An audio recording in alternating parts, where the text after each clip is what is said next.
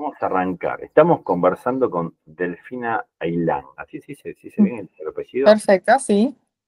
Delfi, contame un poco, así si tuvieses que presentarte con alguien que no te conoce, resumir brevemente quién sos, qué es lo que haces. Bueno, buena pregunta. Interesante para arrancar. Eh, Soy psicóloga, me dedico a la terapia cognitivo-conductual, esa es la orientación. Hace un ratito hablábamos de las escuelas y mi enfoque es el cognitivo-conductual. Siempre me apasionó el estudio de la mente humana, las personas, poder comprender por qué hacen lo que hacen, por qué sienten las cosas de forma tan diferentes, ¿no? Eh, Así que siempre fue un terreno que me interesó y que creo que lo elegí muy bien, porque el día de hoy sigue siendo mi principal motivación en cada cosa que hago. Además, bueno, también forma parte de mí mi interés por el arte, por la música, eh, y, todo lo que tiene que ver con la expresión, ¿no? Y el poder compartir. De hecho, creo que si algo caracteriza o tienen en común el arte y las ciencias, es esto de poder compartir a otros, ¿no? Uno no se queda con esa producción. Entonces me resulta interesante estar intercambiando en este momento. No sé si hay algo más que pueda sumar de mí o que... Ok, vamos a una pregunta como mm, muy específica. Yo te Mm, decía antes de empezar a grabar este video, te dice, yo sí. llegué a vos por el que leí un artículo donde hablabas de la queja. Ujú, ¿Y por qué decidí molestarte con este encuentro, con esta entrevista? Porque es algo bastante común, nosotros como consultora de negocios, que nos especializamos, como te conté, en procesos mm, comerciales y de marketing y de atención al cliente, trabajamos con pequeñas empresas. Las pequeñas ujú, empresas en su generalidad también vienen de un conocimiento específico y tienen como un componente como muy familiar, hay muchas empresas familiares y es como una pequeña familia. De hecho, los mm, principales empleadores del mundo son pequeñas empresas, y que acá se mm, llaman pymes, en América Latina se llaman pymes, y a nivel mundial se conocen con el término de SMB, que es en Small and Medium Business. ujú, Entonces, hay algo que en nuestra experiencia vemos mucho, que es que el empresario pyme, vamos a hablar no de todos, pero por lo menos mm, la mayoría de nuestros clientes suelen quejarse todo el tiempo, ¿no? mm, Suelen estar diciendo, bueno, los vendedores no me venden, no tenemos mm, los clientes, no alcanzamos los objetivos, estamos desordenados, nos falta tal cosa. O sea, ponen mucho el foco en el faltante, en la queja, y acá voy a pedirte disculpas porque no soy psicólogo, pero mm, eh, quizás confundo los términos, vos me dirás, pero en un momento creo que la psicología habla de la diferencia entre gozo y deseo. Y yo lo voy a simplificar por la ciencia psicológica. El gozo es pura repetición, ¿no? Donde hay un gozo en esa repetición, un gozo que lo único que hace es hacer un melodrama, ¿no? O sea, recrear una situación que ya pasó o que no está pasando más, pero se recrea eso, ¿no? Y se queda con una mirada hacia ujú, el pasado de repetición constante, y el deseo lo que activa es las ganas de accionar, de ir para adelante, de cambiar de abandonar la queja de alguna manera. Entonces yo lo vinculé con eso, quizás está mal mm, vinculado, pero quería contarte quería saber cuáles son los mecanismos y por qué nos quejamos. mm. Bueno, a ver, desde nuestra rama, desde las ciencias cognitivas, eh, se piensa o se considera que la queja es un proceso absolutamente normal, ¿no? Es un proceso mental, porque tiene lugar en nuestra mente, que es completamente normal y que cuando se manifiesta, cuando algo no sucede tal cual esperábamos, ¿no? Entonces, por lo general reaccionamos desde la frustración o del enojo y se activa en nuestro cerebro un mecanismo repetitivo de descontento, ¿no? Entonces, muchas veces lo que sucede es que ese mecanismo uno lo repite. Y desde las neurociencias hablamos mucho de la neuroplasticidad, que tiene que ver con la capacidad de aprendizaje del cerebro. Y sabemos que el cerebro tiene la capacidad de aprender un montón de cosas hasta el último día de su vida, y los pensamientos no son la excepción. Entonces, muchas veces la queja la adoptamos como forma de regular nuestras emociones y la repetimos y se instala ese patrón, ¿no? Entonces, eso, digamos, nosotros lo llamamos eh, patrón de pensamientos automáticos, por ejemplo, porque tiene esa naturaleza automática, y muchas veces lo que genera es que nos aleja de resolver problemas o de entender qué es lo que nos está frustrando. Nos aleja de nuestros objetivos, por decirlo de una forma general. Y es sumamente frecuente. También tiene que ver con la cultura, ¿no? Hay culturas que tienen más propensión o tendencia a la queja, o donde la queja está más aceptada quizás, y otras donde puede ser o mal visto o no tan utilizado, ¿no?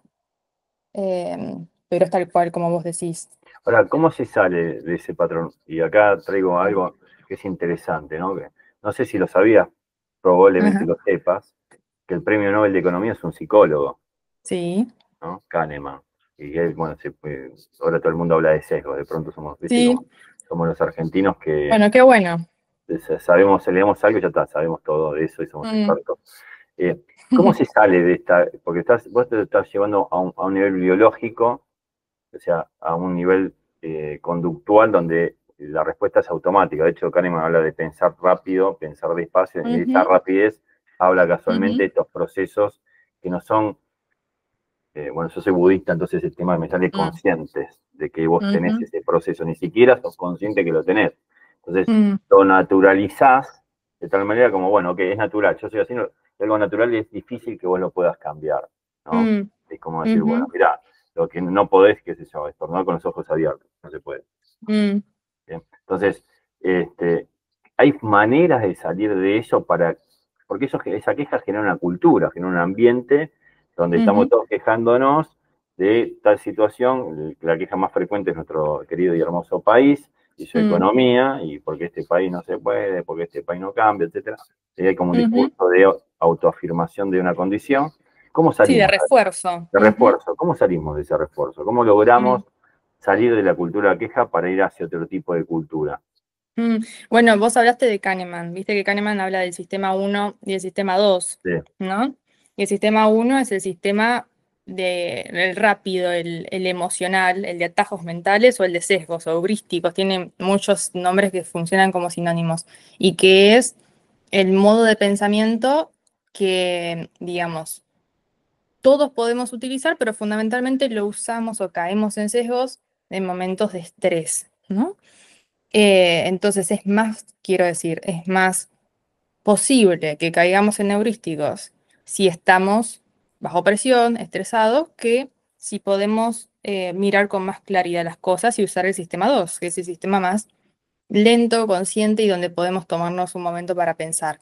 Y ahí hay algo de la clave de cómo empezar a resolver, ¿no? El tema de la queja, que tiene que ver, creo yo, en primer lugar, con identificar.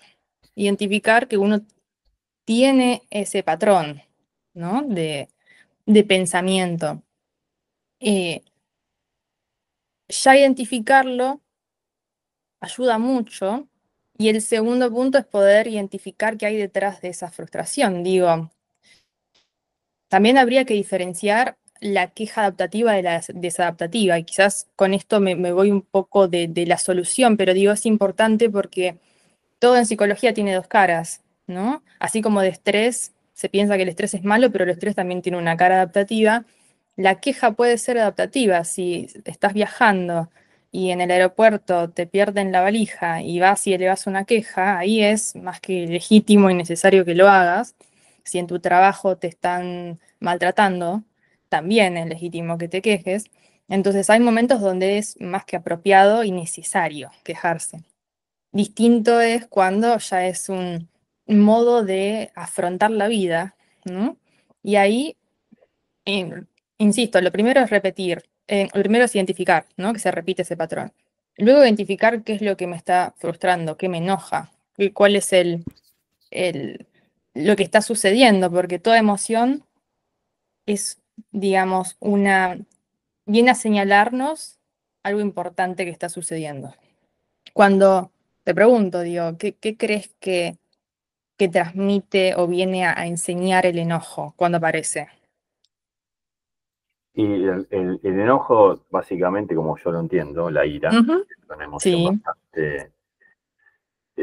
bastante complicada que genera cosas no muy positivas, es básicamente lo que vos dijiste antes. Yo creo que las cosas hacen de una manera y ese hecho concreto es exactamente lo opuesto o no es de la manera que yo Ujú. quiero, y ahí surge ese enojo porque, bueno, vos querés que las cosas pasen de una Mm. determinada forma y evidentemente la vida tiene otros planes que no son los tuyos, entonces Ujú. pasan otras cosas y ahí surge, digamos, el enojo, con mayor o menor intensidad. Cuanto más desees, cuanto más expectativas le metas a algo, y Mm. esa carga de expectativas sean lo opuesto a lo que querés, bueno, calculo que el enojo es mayor. Ujú. Sí, pero incluso el enojo que tiene tan mala prensa es una emoción relevante, es una emoción primaria, de hecho, ¿no? Y digo, si te hubiese cancelado la entrevista, te hubiera pedido pasarla para dentro de un par de horas y te enojabas, hubiera sido un enojo válido, porque había algo de tu expectativa que se frustraba, con razón, ¿no? Entonces, cada emoción no aparece porque sí, tiene una función. Y cuando nos quejamos, sea de forma adaptativa o no, está bueno preguntarse qué es lo que me viene a mostrar el enojo, ¿no?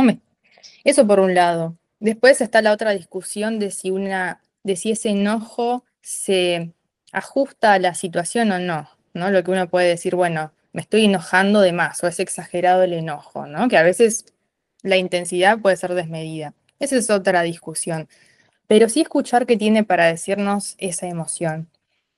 Y, y luego hay, digo, muchas cosas que pueden también ayudar a contrarrestar el enojo. Por ejemplo, la resolución de problemas, es decir, si hay algo, el enojo no, bueno, la queja, sí, el enojo como emoción que acompaña, digo, hay algo que que esté en mis manos, que pueda resolver, no puedo hacer algo para sacar aquello que está obstaculizando, sí o no. Porque si hay algo que está en mis manos, puedo hacer algo, lo puedo solucionar o puedo pedir ayuda, pero muchas veces hay cosas que nos frustran y que no podemos manejar, y ahí es donde entra la aceptación, ¿no? De que eso no es algo que pueda modificar, o al menos no en el corto plazo. Y, y también muchas veces la gratitud, que es una palabra de la que se escucha mucho, pero que no es tan fácil de implementar y que tiene que ver con poner el foco en lo que ya está, ¿no? Porque en la queja justamente está como esto de la resta, de lo que no tengo, de lo que podría llegar a ser, en detrimento de todo lo que quizás sí ya tengo o me está pasando. Entonces la gratitud, porque se indica o se sugiere tanto, se recomienda? Porque, bueno, sabemos que contrarresta, ¿no? El foco hacia lo negativo exclusivamente, al sesgo, ¿no? Eh, Esas son como algunas de las cosas principales. También digo, puede ser, acá estamos hablando de queja en términos generales, pero también se puede cruzar con la clínica, ¿no? Como hay ciertos cuadros psicopatológicos donde la queja es la manifestación principal. Entonces, por ejemplo, en cuadros del ánimo, depresiones, por ejemplo, eh, la queja es uno de las principales manifestaciones del paciente, así como en la ansiedad, ¿no? Que se manifiesta mediante preocupaciones excesivas de todo lo que puede pasar, en la hipocondría, donde la queja tiene que ver con el cuerpo. Digo, como podemos hablar en psicología de un montón de tipos de queja en función de lo que estemos hablando. Eh, Te me adelantaste un poquito, vos sabés que en el mundo empresario, ¿no? Se intenta tomar de diferentes disciplinas, ¿no? Recién hablamos de Kahneman, del sistema uno que es sí. automático, el sistema 2 que es la parte Ujú. de tomarse un tiempo para reflexionar, para considerar, o sea, básicamente una cuestión más de impulsiva, emociones, y otra cosa más lógica, donde está la razón que media frente a esa emoción, o sea, la cuestión de no funcionar de forma reactiva, básicamente. Y generalmente en el mundo empresarial tiende a simplificar mucho, ¿no? Se tiende a guardar cuestiones un poco más complejas, ¿no? Y a las personas les gusta el mundo de los tips y de dame 3 cosas para arreglarme la vida, ¿no? Y tenemos una sociedad que va Sí. en un sentido fuertemente opuesto hacia la reflexión, ¿no? Se va hacia una cuestión de, ok, querés comer, pedido ya, querés todo ya, hasta ahora tiene que ser como que la vida se va. Y mencionaste varias cosas. Me quedo con primero, me acuerdo que hace muchos años, haber entrevistado a Stanislav Barrach, que es uno de los principales que trajo el concepto esto de la neurociencia a la Argentina, o son uno de los referentes de eso. Y él decía que no somos Homo sapiens, sino que en realidad lo que hacemos somos hombres o seres emocionales que racionalizamos la emoción, ¿no? Que uno se puede expresar en cuestiones que yo pienso ahora que tengo una mujer enfrente y las mujeres a veces dicen necesito la cartera.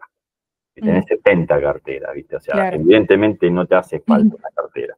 Pero bueno, te gustan las carteras, estás en todo tu derecho a comprarte 73 carteras si querés, pero viene ese impulso y después está en la justificación, ¿no? Del razonamiento para comprarte la cartera. Entonces, eso por un lado. Por el otro se habla también en el mundo empresario de gestionar las emociones, ¿no? De gestionar. Nosotros casualmente te contaba que lo que hacemos es implementar un CRM que se llama HubSpot, que es uno de los líderes de la industria, y el CRM se llama gestionar la relación con el cliente, ¿no? Básicamente gestionar, también hay emociones, clientes son personas, con lo cual hay que gestionar emociones, las propias y las ajenas también, ¿no? Sí. Estoy abriendo muchas puertas, pero voy a terminar con esta. Después recuerdo haber leído a Rossi, también es un neurocientífico, un psicólogo, sí que tiene un libro que se llama Emociones, no me acuerdo el nombre, pero me acuerdo de ahí haber aprendido que hay 4 o 5 emociones básicas, fundamentales, que lo tenemos todos: la ira, el miedo, ¿sí? Alegría, La la alegría, vergüenza, asco. la vergüenza y asco, que son casualmente lo de la película Intensamente, Sí. ¿no? Ahora, no puedo dejar de notar, ¿no? Yo la vi cuando tengo un hijo que tiene 14 años, Fausto, la vimos cuando tenía 4 años, 5 años. Y fuimos a ver, hace 2, 3 años, Intensamente 2. Y lo que me llamó mucho la atención, pero sobremanera me llamó la atención, que el protagonista es la ansiedad. Sí. Y la ansiedad entiendo que no es una emoción que digamos, que la tenga todo el mundo, pero me llamó la atención y digo, che, la ansiedad en un pibe de 13 años, o sea, que se supone que está más ligada al mundo adulto, ¿no? Ahora, que era la protagonista, de que por la gente que no vio y le estamos stalkeando Intensamente 2. Igual pasaron 2 o 3 años. Pensé que era Creo del que año pasado. puede ser, no Puede sé, ser, por ahí, ¿eh? puede ser que sea el año pasado y tengas toda la razón. Pero digo, está esta ansiedad que, por un lado tenemos la queja que repite por papá, queremos salir, porque, y es una queja de no tengo lo que quiero ahora, y yo lo quiero ahora, o sea, no quiero esperar la entrevista 4 meses, ¿no? Yo puedo esperar Claro. 7 meses, 8, un año y medio. Y si me decías a mí, che, se cancela, y te diría, ok, no pasa nada, lo vemos dentro de tal lugar, pero porque tengo otro tipo de ejercicio que me Claro. permite digamos, La entender que el mundo. regulación emocional. Sí, yo te diría, bueno, es parte de la práctica budista, mira, pasa así, el mundo pasa así, cambian las cosas, o sea, no te alteres demasiado, pero digo, está esta ansiedad, que no sé si coincidís conmigo, hay como una especie de epidemia, ¿no? De ansiedad en las personas, ¿no? Creo que que la tecnología le ha prestado mucha importancia o ha colaborado mucho con esto de A la la, ansiedad. a la cultura de la inmediatez, de la que se habla. Claro, ¿qué opinás vos de esto? Digo, la ansiedad es la manifestación de esta época, ¿no? Y vos hablabas de que no era una emoción básica. Digo, la ansiedad es miedo, es prima hermana del miedo, pero proyectada hacia el futuro. Es decir, el miedo, para explicarlo fácilmente, El miedo es aquí y ahora. Entonces, si vamos caminando de noche y de repente está oscuro y de repente sentimos que alguien se aproxima y empezás a notar cómo late el corazón más rápido, cómo tu mente empieza a imaginar qué puede llegar a pasar y tu paso se agiliza, eso es miedo. Y ahí lo que se activa es la respuesta de lucha o huida, que es, bueno, salgo corriendo o me defiendo, ¿no? O bueno, en algunas personas hay respuestas de freezing o de congelamiento, me quedo petrificada. Eso es miedo. Es el cerebro o el cuerpo en modo supervivencia. Ahora, la ansiedad es esa misma respuesta, pero tiene que ver con algo que todavía no está presente aquí y ahora. Tiene que ver con el futuro. Futuro puede ser dentro de un par de minutos, un par de meses o años, ¿no? Pero digo, es el cuerpo reaccionando frente a posibilidades que aún no están presentes. Y posibilidades donde el escenario es negativo, eso por un lado, y donde uno se ve sin recursos. Entonces, si tengo que, imagínate, tengo que dar una presentación, charlar con alguien como con vos, y me imagino que va a salir mal, que me voy a trabar, que me voy a quedar en blanco, que me vas a hacer preguntas difíciles y además pienso, uy, y si me quedo trabada no voy a poder remarla de ninguna forma. Digo, no hay manera de que no sienta ansiedad. Y si a eso vos le sumás la incertidumbre, ¿no? Que es algo inherente a nuestra vida y que en nuestro país está súper presente, ¿no? A nivel local está muy presente, nos acompaña más que nunca, digo, es el combo perfecto para que todos sientan ansiedad, incluso niños, ¿no? Niños, adolescentes, atraviesa todas las edades. Eh, y tiene que ver, digo, con la queja, pero bueno, es otra manifestación y en algunos casos puede tener distintos niveles de severidad, ¿no? Pero es normal, es una manifestación normal. Eh, Volvemos a esto de que hay una cara adaptativa y otra desadaptativa.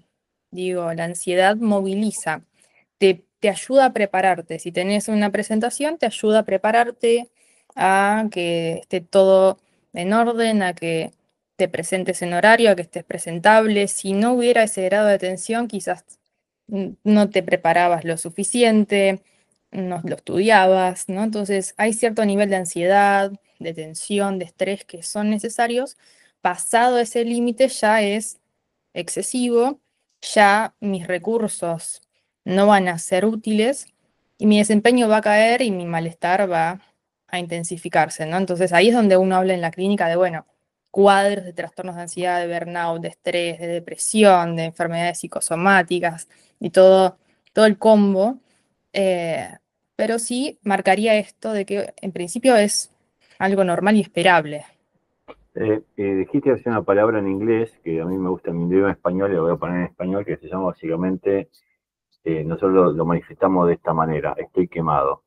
¿Sí? O Ujú. sea, son Sí, dos el cosas. síndrome de quemado. Ujú. Estoy a mil, ¿sí? Esto es ansiedad, o sea, Sí. extremo, y estoy Ujú. quemado es, bueno, me pasé la ansiedad, me quemó, el estrés me quemó. Mm. Vos, en tu experiencia, ¿no? ¿Ves que hay una tendencia de que esto se está incrementando, que hay cada vez más personas que te consultan sobre este síntoma en particular? ¿O ves algo dentro de tu experiencia, digamos, que no ves nada, que generalmente siempre fue lo mismo? ¿O ves un Mm. incremento? Mira, no tengo datos como para decirte si es una tendencia en aumento, eso no lo sé.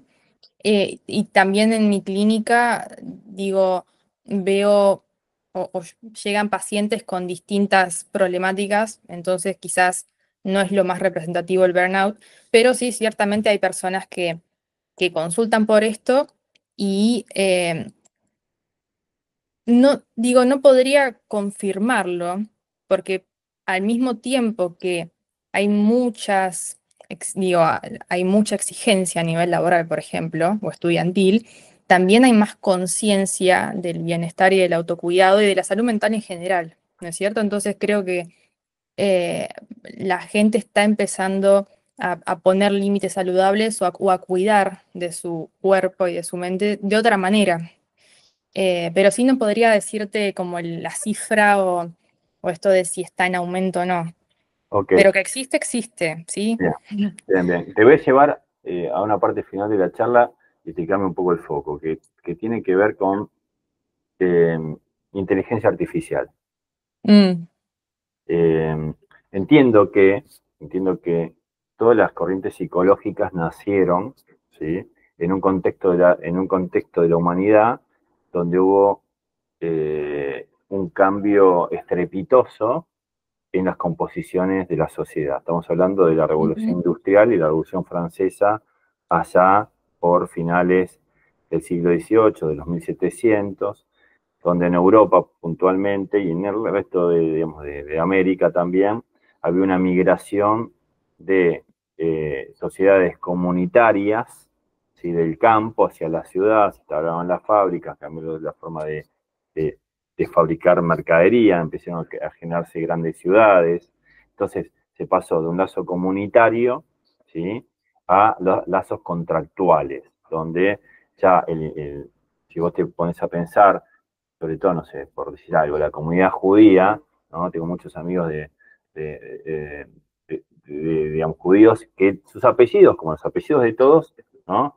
Tienen un significado comunitario. Por ejemplo, mi gran amigo Daro Drukarov, ¿sí? Nosotros tenemos este diario que te contaba antes, digital, se llama Canalar, y un día se me ocurrió preguntarle, che, ¿qué significa Drukarov? Y me dijo el imprentero, ah, mira qué loco, tenés un ah, diario.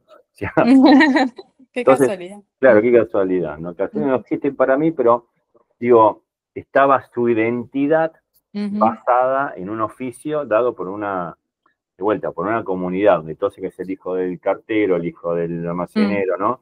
Los que tenemos más de 40 o casi 50, mm, estamos, digamos, venimos con esa cuestión comunitaria, ¿no? Hoy estamos mm, en la ciudad, entonces, digamos, tengo entendido que la psicología nació para entender ese cambio abrupto, ¿no?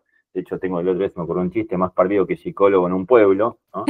Este, no, no, digamos, no es que no haya dramas, digo, pero mm, los conocemos como entre todos. mm, Y ahora hay otro cambio para mí que tiene que ver, ¿no? Este cambio que habíamos, te decía recién, como cambiaron las condiciones de producción, hay una mm, adaptación de la gente a esas condiciones nuevas de trabajo, de relacionamiento. Entonces, ujú, el trabajo es gran parte importante del tiempo que pasamos.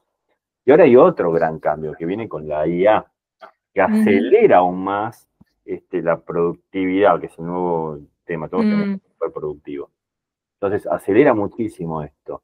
Y de hecho, hubo una cuestión, creo que es Connie Ansaldi, una emprendedora que tiene una compañía que se llama Cooks, que leí un paper de ella que decía que en 2030 va a haber una epidemia de enfermedades. Y como te decía mm, antes, generalmente el mundo empresario suele tomar prestadas algunas cuestiones y resignificarlas. De hecho, el otro día puse una crítica hacia el coaching ontológico, y ontología es un concepto muy complejo de Heidegger, pero no, como no suena científico, lo metemos, y eso es lo que suele hacer, suele trivializar conceptos complejos que no terminan de ser el concepto en sí. Entonces, acá lo que digo es, hay un concepto que empieza a verse en el segmento empresario, empezando por las corporaciones, y que después esto va a derivar, ¿no? Hacia las pequeñas empresas, que es mental health. ujú, Ocupémonos de que nuestros equipos no estén quemados, sobre todo en situaciones como la pandemia, ¿no? ujú, Que fueron muy estresantes, y en este nivel de estrés y de incertidumbre, ¿no? Entonces, para cerrar, tu visión sobre la inteligencia artificial, porque yo leo mucho, como todo el mundo lee bastante eso, hubo un tema en Estados Unidos que pusieron a psicólogos a diagnosticar la inteligencia artificial. mm, Y un jurado de personas humanas diciendo cuáles de esos diagnósticos creía. Bueno, mm, el 90% eligieron las respuestas. ujú, ¿Sí? ujú, Entonces, eso plantea un dilema moral, ¿no? O sea, plantea un ujú. dilema, ¿no? ¿Qué opinas vos sobre todos estos cambios? Te hablé de un montón de cosas, pero perdón, soy un poco así, hablo cosas. No, está muy bien. Y es verdad que la inteligencia artificial, a ver, como con todo, trae aparejadas muchas oportunidades y desafíos, ¿no? No lo pensaría meramente como algo que viene que es iatrogénico, que viene a perjudicar la salud mental. También hay que ver desde qué foco lo pensamos, ¿no? Vos hablabas del diagnóstico, pero em, sí creo que puede ser de mucha utilidad en función de cómo se la utilice, ¿no? Lo mismo que con Internet, digo, o con la tecnología en general. En función de cómo la utilicemos, va a ser aliada o va a ser enemiga, ¿no? Se habla mucho del impacto de las redes sociales en la salud mental y hay evidencia de que usada de una buena forma, por ejemplo, para conectar con otros o para quizás poder encontrar validación, digo, o buscar información, es muy útil. Ahora, si el foco está puesto meramente en la regulación emocional o en la apariencia, ahí el impacto es otro. Y creo que con la inteligencia artificial, eh, digo, se la puede pensar de la misma forma, ¿no? Em, no soy experta en el tema y también me resulta difícil como poder anticipar porque es algo que avanza continuamente, ¿no?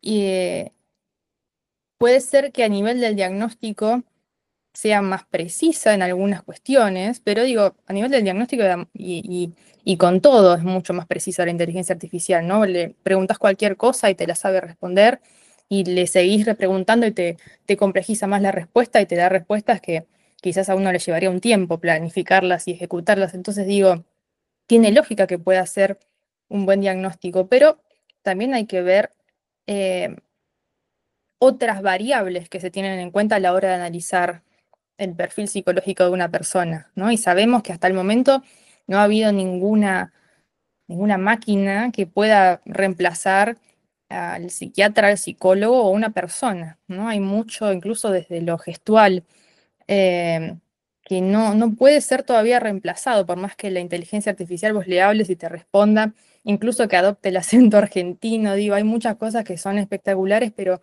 aún así, bueno, yo tengo, digo, como dudas de cuál puede ser en este momento como eh, los beneficios, ¿no?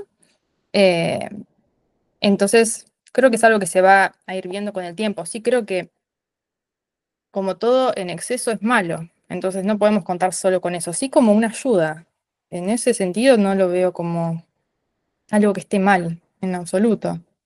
Bien, para cerrar la charla, eh, te traigo el tema que te comenté, que era el tema de la queja, ¿no? La gente Ujú. que se queja, los equipos.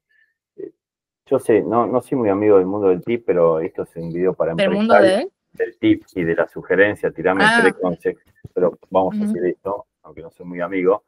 Es, si tuvieses que, imagínate que esto lo leen empresarios que manejan un equipo de gente, que gestionan sus propias emociones y tienen que gestionar sus equipos, y se da cuenta que hay como una cultura de la queja constante que los Mm. retiene en la misma situación.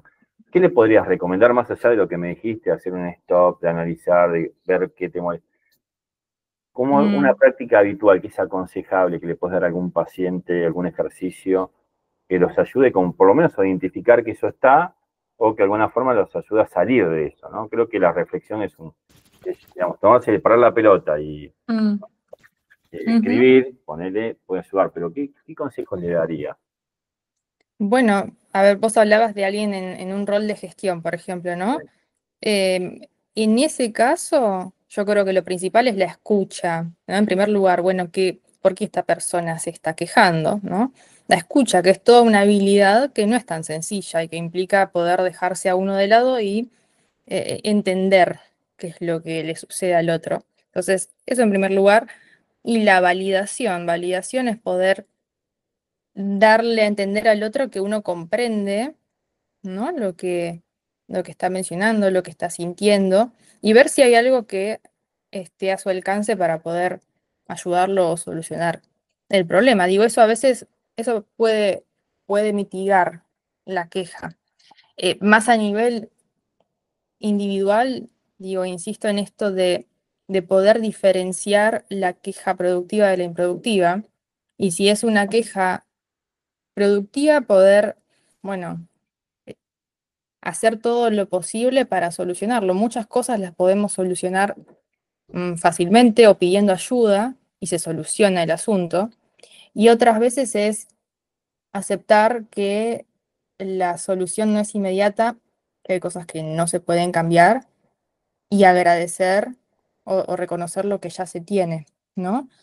Hay un montón de prácticas que están vinculadas con esto, como la meditación y el mindfulness, por ejemplo, que a muchas personas les ayuda.